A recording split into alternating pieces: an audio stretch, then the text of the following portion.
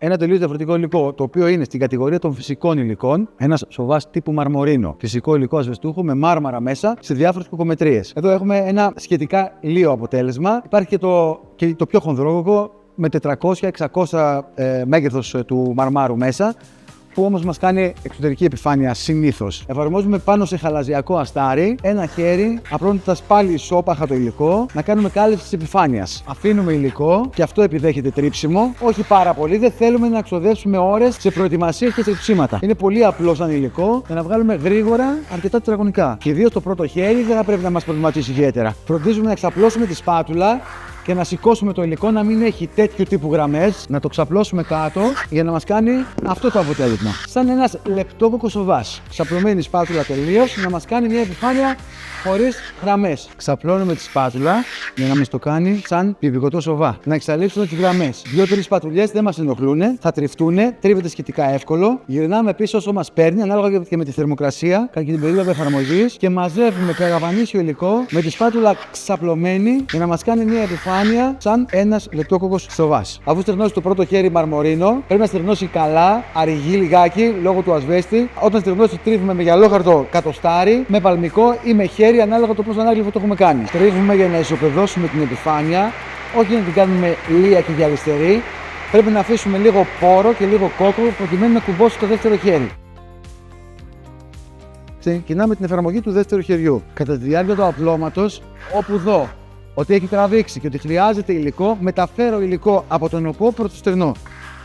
Σε περίπτωση που δεν έχει αρκετό υλικό η επιφάνεια ή έχει γραμμές, μπορώ να γυρίσω και να βάλω ξανά πριν στεγνώσει. Συνεχίζω να περνάω το υλικό με τη σπάτουλα μέχρι το σημείο που έχει τραβήξει αρκετά και μέχρι να νιώσω ότι έχω κλείσει τις επιφάνειες και τους πόρους. Ξαπλώνω τη σπάτουλα, μπορώ να γυρίσω αρκετά πίσω όταν το υλικό έχει τραβήξει αρκετά και να επιλέξω αν θέλω να συνεχίσω να το πατάω για να το δώσω περισσότερα σύννεφα και νερά ή αν θα σταματήσω. Με καθαρή σπάτουλα επιστρέφω και πατάω για να ενισχύσω τα νερά στην επιφάνεια. Σε ώρα που αρχίζει να τραβάει, σε αντίθεση με τα ρητινικά υλικά, με τα υλικά με το χαλαζία, το μαρμαρικό υλικό με τον ασβέστη μας δίνει δυνατότητα να γυρίσουμε πίσω και να πατήσουμε αρκετές φορές και να δώσουμε την επιφάνεια που θέλουμε. Όσο περισσότερο συνεχίζω να το πατάω, τόσο πιο έντονα θα είναι τα νερά όταν θα στεγνώσει. Σε περίπτωση που υπάρχει σε κάποιο σημείο λιγότερο υλικό όπως πρέπει, βάζω και φροντίζω μετά με δύναμη να το ενοποιήσω με το υπόλοιπο. Σηκώνω το σημείο τη σπάτουλα εδώ, ώστε να μαζέψω και να πατήσω το υλικό. Μπορώ να σταματήσω και να συνεχίσω να το δουλεύω. Σε κάθε περίπτωση και αυτό το αποτέλεσμα θα στεγνώσει, θα βγάλει νερά. Όσο περισσότερο το πατάω,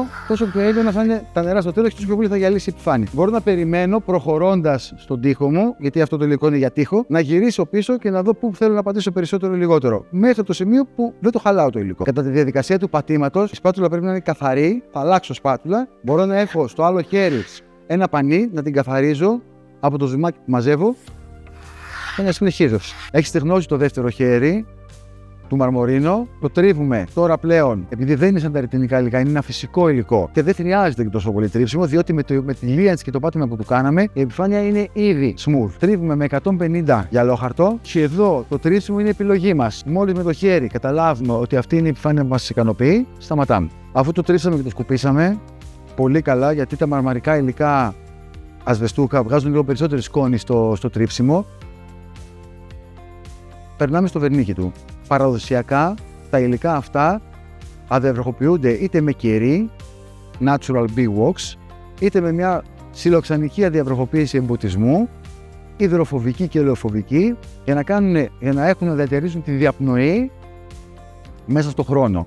Έτσι λοιπόν, το νερό διεισδύει μέσα μέχρι ένα σημείο, στεγνώνει το υλικό και επανέρχεται στην αρχική του απόχρωση. Σε περίπτωση που θέλουμε να το βερνικώσουμε, είτε γιατί είναι ένας επαγγελματικός χώρος, είτε γιατί θέλουμε εμείς στο σπίτι, έχουμε μικρά παιδιά, θέλουμε να το προστατεύσουμε περισσότερο, μπορεί να βερνικωθεί με το σύστημα των υπολείπων ρητινικών υλικών, αφού περαστεί όμως πρώτα ένα αστάρι. Δηλαδή, περνάμε ένα χέρι αστάρι aqua primer 1/1 με νερό και μετά τα 2 χέρια πολυορθανικού βερνικιού. Εδώ θα περάσουμε την αδιαβροχοποίηση της ξυλοξάνης. Γίνεται με βούρτσα και ξεκινάμε την εφαρμογή από το κάτω μέρος του τοίχου και προς τα πάνω, ώστε αν έχουμε τρεξίματα να μην μας φανούν στο τελικό αποτέλεσμα. Ποτίζουμε το υλικό παντού το ίδιο, χρησιμοποιώντας είτε μία λίγο πιο χονδρή σε πάχος βούρτσα, είτε μία πιο λεπτή με πατρόγκα. Το χρώμα του σκουραίνει όπως όταν ήταν μέσα στο κουβά, την ώρα που το εφαρμόζαμε. Σουμάρουμε για να φύγει το πολύ υλικό εφόσον υπάρχει κάπου. Όσο συνεχίζει να ποτίζει το υλικό, είναι το ομοιόχρωμο. Με τον τρόπο αυτό προστατεύουμε την επιφάνεια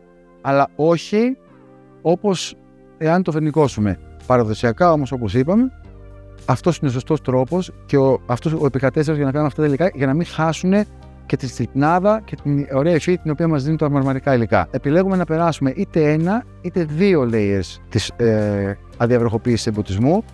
Το δεύτερο πρέπει οπωσδήποτε να το περάσουμε wet on wet πριν στεγνώσει το πρώτο, και όσο βλέπουμε την επιφάνεια να αρχίζει, έχει απορροφήσει το πρώτο και αρχίζει να στεγνώνει τοπικά.